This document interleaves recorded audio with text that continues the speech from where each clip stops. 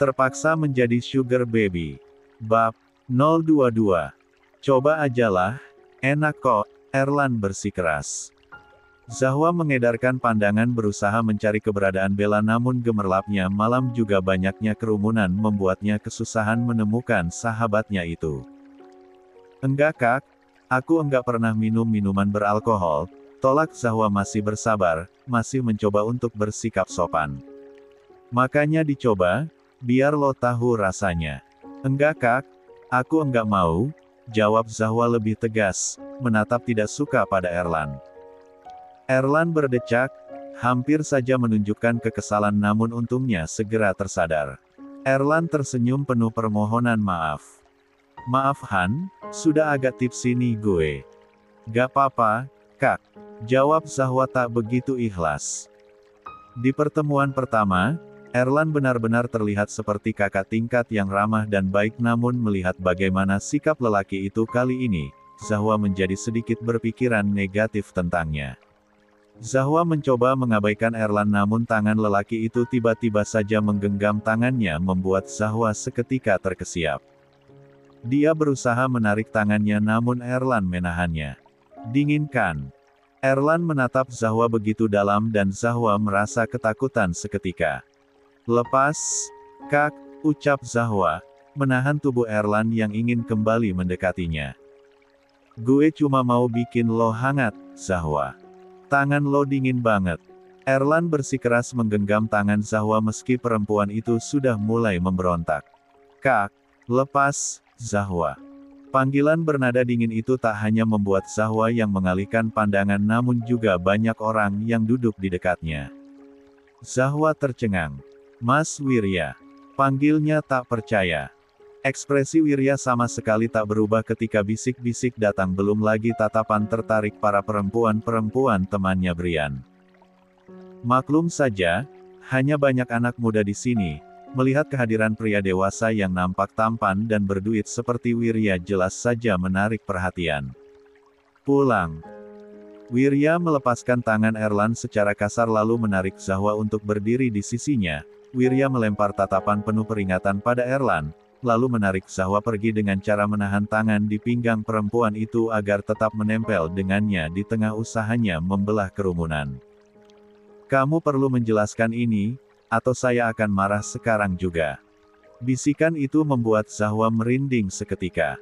Sial, habislah sudah. Kemarahan Wirya seolah bak lahar panas yang baru saja dimuntahkan dari gunung berapi yang kembali aktif setelah lama tertidur. Bukan tanpa alasan, Wirya merasa sek terbakar ini, emosinya sudah tidak stabil ketika tadi sore kembali bertengkar dengan Renata. Lagi dan lagi. Wirya sudah bilang kan dia malas pulang ke rumah. Tapi dia lagi-lagi terpaksa pulang menggunakan jasa Ojo, karena ingin mengambil motornya di rumah pun kuncinya juga tertinggal di lemari ruang kerjanya. Motor besar yang menjadi koleksinya sekaligus satu-satunya motor kesayangannya yang ia beli dengan keuntungan pertamanya selama merintis usaha.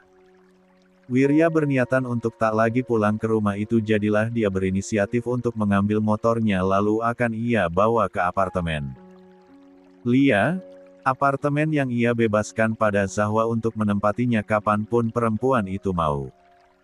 Wirya memilih memutuskan untuk tinggal di sana. Sebelum Wirya membawa Zahwa ke sana, selama ini Wirya tinggal di apartemen miliknya lainnya yang jaraknya cuma 5 menit dari kantornya. Tapi, karena ada Zahwa, tentu saja Wirya memilih untuk meninggalkan apartemen itu lalu pindah menempati apartemen dengan seseorang yang bisa menemaninya bukan. Prasangka buruk Wirya yang mengatakan kalau ia pulang, keadaan hatinya pasti berantakan ternyata memang terjadi. Baru saja Wirya masuk ke dalam rumah, Renata yang baru saja membuat teh di dapur menghadang langkahnya. Mas, bisa bilangin ke mama gak jangan menelpon aku menyuruh buat ketemu terus. Wirya ingat sekali, nada suara dan ekspresi jengkelnya yang begitu kentara.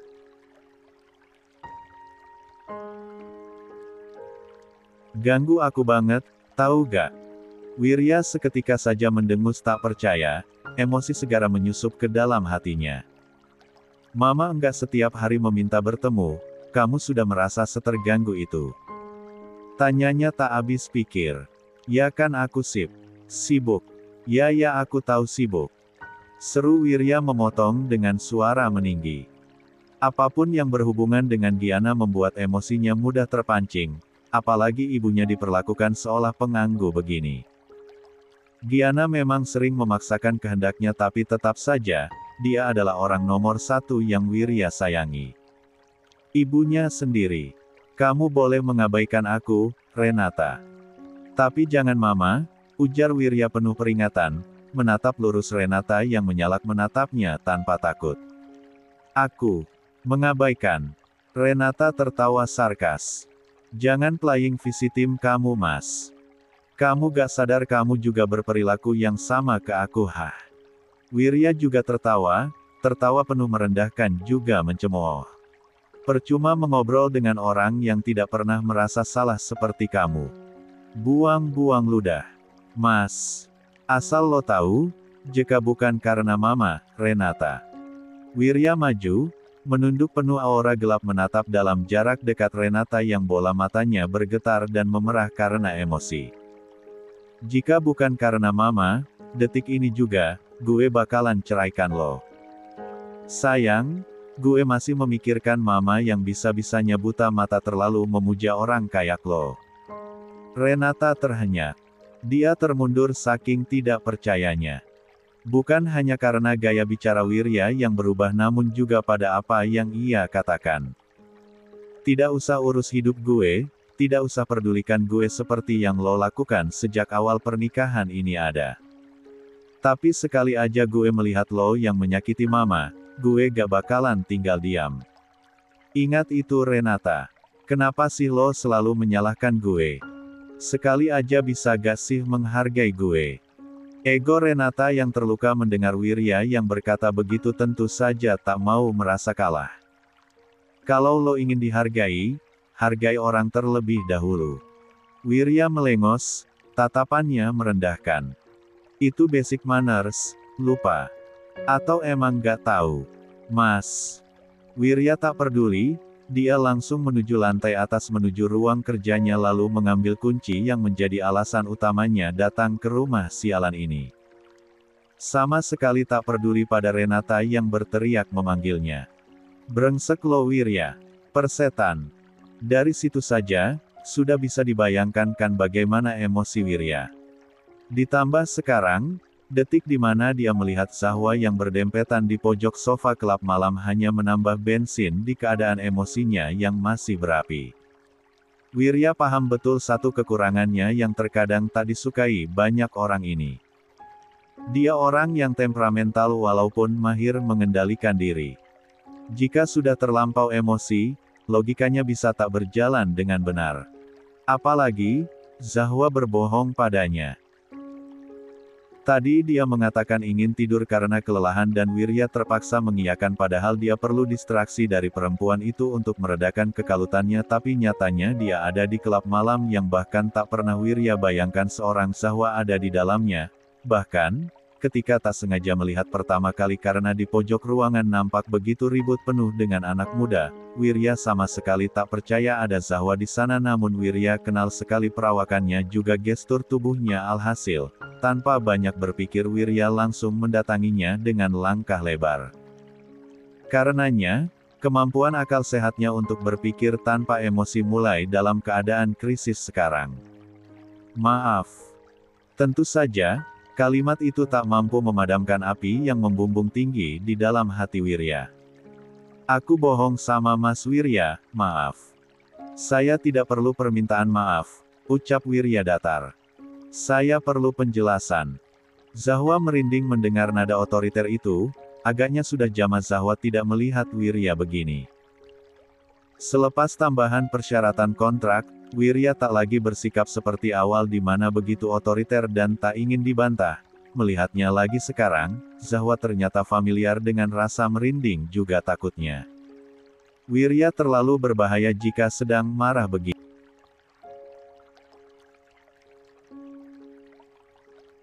Itu ulang tahun pacar sahabat aku, di kampus tadi siang enggak sengaja ketemu mereka di kantin. Soalnya, aku sama Kak Erlan mau ke kantin juga. Dolar sebelum Mas Wirya salah paham lagi. Aku juga enggak sengaja ketemu Kak Erlan, bukan sudah janjian sebelumnya atau gimana, jelas Zahwa, dengan perasaan campur aduk. Ada sesuatu dengan kamu dan cowok itu. Zahwa melotot, dia menggeleng sambil melambaikan tangan. Enggak sama sekali. Aku sudah pernah bilang kan. Aku enggak mungkin melanggar kontrak. Aku cuma enggak enak menolak. Wirya menghela napas kasar. Kamu tahu seberapa bahayanya kelab malam itu, Zahwa. Zahwa menunduk, bibir bawahnya ia gigit kuat. Saya tanya, kamu tahu apa tidak? Zahwa terlonjak mendengar suara Wirya yang meninggi bahkan terdengar seperti bentakan itu. Suhu tubuh Zahwa seolah menurun drastis, tubuhnya meremang namun juga membeku saking syoknya. Maaf.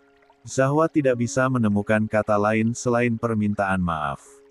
Pikirannya tak bisa berjalan dengan benar dalam situasi ini. Wirya melengos. Kalau tidak saya mendatangi kamu, kamu pikir apa yang bakalan orang mabuk itu lakukan ke kamu? Kamu pikir kamu bakalan aman? Jawab. Jangan diam saja. Zahwa mengepalkan tangan, napasnya mendadak memburu. Bentakan seolah sudah menjadi makanan sehari-harinya sejak hidupnya terpuruk dan Zahwa sudah mengatakan dia muak bukan diperlakukan begitu. Kesabarannya yang menumpuk di dada tak bisa lagi menampung, kesabaran, jainnya. Iya, aku tahu aku salah. Tapi kenapa Mas Wirya semarah ini? Iya, memang aku salah berpikiran. Aku pikir Kak Erlan baik, ternyata dia enggak sebaik itu. Tapi, kan itu karena aku enggak tahu. Kamu melawan saya sekarang Zahwa. Iya. Melawan? Jawab Zahwa mencoba untuk tak gentar menatap mata tajam Wirya di keremangan malam. Lagian aku juga enggak salah sepenuhnya, apa salahnya aku datang ke ulang tahun pacar sahabat aku sendiri. Iya, aku akui aku salah dengan berbohong sama Mas Wirya. Aku akui juga tempatnya memang salah tapi kan di sana juga ada Bella. Lagi pula aku bisa jaga diri aku sendiri kok. Aku gak selemah itu. Kamu suka dengan si Erlan itu. Zahwa mendesahkan napas frustrasi. Konteks omonganku enggak mengarah ke sana sama sekali. Mas Wirya apa-apaan sih? Wirya mengumpat pelan, kepalanya terasa mendidih. Amarahnya tidak bisa ia muntahkan dengan begitu saja seperti ketika dia dengan Renata. Melihat wajah Zahwa, ledakan itu tertahan dengan sendirinya dan Wirya frustasi sendiri karena hal tersebut. Maksudnya, kenapa? Aku tahu Mas Wirya orang yang independen, selalu merasa bisa melakukan apapun sendirian dan selalu merasa mampu menghandle apapun dengan tangan Mas Wirya sendiri dan merasa selaju benar karena hal tersebut, tapi jangan lupa, Mas Wirya juga enggak selamanya benar. Kita memang terikat kontrak tapi hidupku ya hidupnya aku. Zahwa berucap menatap tepas mata Wirya. Enggak seluruh hidupku ada di tangan Mas Wirya. Membentaki aku begitu saja sudah enggak benar. Kenapa enggak coba kasih tahu aku pelan-pelan aja? Aku bahkan bakalan lebih bisa dengerin dan menurut diomongin pelan-pelan daripada dibentak-bentak kayak tadi. Hening. Napas Zahwa agak memburu setelah dia mengatakan itu dengan emosi namun juga berusaha berbicara dengan tidak berapi-api karena itu bukan Zahwa sama sekali, belum lagi Wirya 6 tahun lebih tua di atasnya pun amarah sudah berubah menjadi rasa kesal saja. Sebab ajaibnya, Zahwa merasa lebih lega ketika mampu mengatakan apa yang hatinya berontakan, bukannya memendam saja seperti selama ini yang ia lakukan. Tapi, Zahwa seketika sadar arah pandang mata Wirya kemana. Zahwa merasa wajahnya terbakar seketika. Mas Wirya menatap kemana sih? Kesalnya. Mendadak, bibirnya terasa berdenyut dan sedikit kebas karena mata Wirya tertuju lurus ke sana.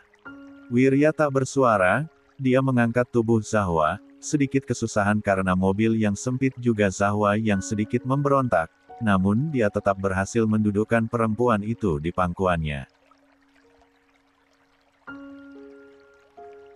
Apa sih? Zahwa menggerutu kesal, duduk dengan tidak nyaman juga resah di atas paha Wirya. You look so damn sexy when you get angry, bisik Wirya. Rasa amarahnya sudah berubah menjadi rasa panas lain dalam sekejap. Semudah itu. Jangan bercanda ya mas. Zahwa memukul pelan dada Wirya. Kesal setengah mati tapi juga tak bisa menahan wajahnya yang memerah. Siapa yang bercanda? Marahi saya lagi, tapi dalam posisi ini, ucap Wirya, menekan pelan pinggang Zahwa agar tidak terlalu banyak bergerak. Zahwa berdecak, dia memejamkan mata, mendadak pusing sendiri dengan perilaku Wirya yang tiba-tiba saja berubah begini. Apa sih maunya Mas Wirya tuh? Omel Zahwa tak mengerti. Sedetik yang lalu Wirya begitu menyeramkan.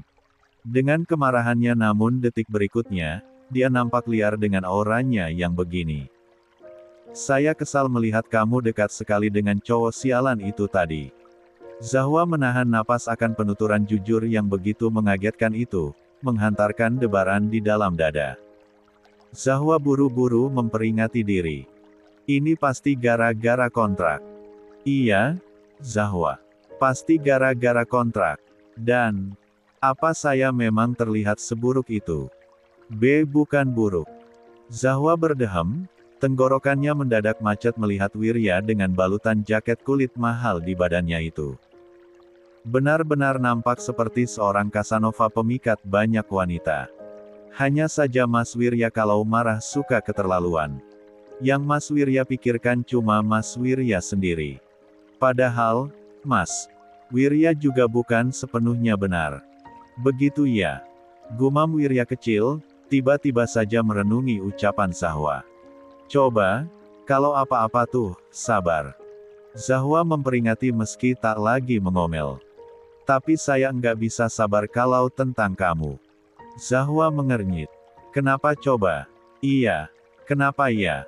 Apa sih mas? Zahwa bertanya keheranan. Dari tadi enggak jelas banget. Kayaknya otak saya sedang konslet hari ini, guman Wirya pelan, menghela napas lalu mengantukkan kepalanya di pundak Zahwa, terdiam di sana.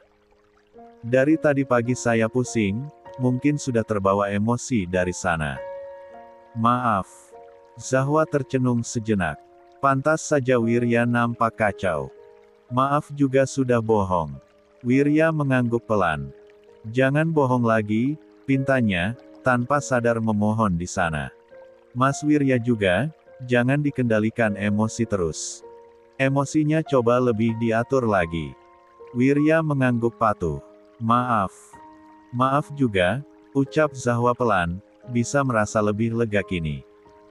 Wirya mengangkat kepala, memenjarai Zahwa melalui tatapan matanya yang dalam. Apa? Tanya Zahwa gugup. Saya lapar. Sepertinya kini Zahwa tak lagi kaget dengan tingkah Wirya yang sedikit-sedikit berubah dan tidak nyambung. Mau makan dulu. Masih jam 10, pasti banyak restoran yang masih buka. Bukan lapar yang itu. Awalnya Zahwa mengernyit bingung tapi setelah sadar, dia langsung menabok dada Wirya. Jangan macam-macam ya. Ancamnya, kelimpungan sendiri. Kini berusaha mengangkat tubuh untuk pergi dari pangkuan Wirya namun tangan besar pria itu memeluk tubuhnya. Menginap saja, ya.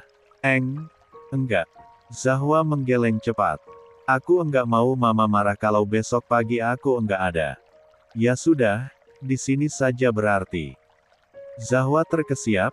Tubuhnya refleks terkesiap ketika Wirya menyentuh kulit punggungnya langsung ketika tangannya menelusup masuk ke dalam baju Zahwa. Dinginnya tangan pria itu membuat Zahwa berjengkit kaget. Mas Yang.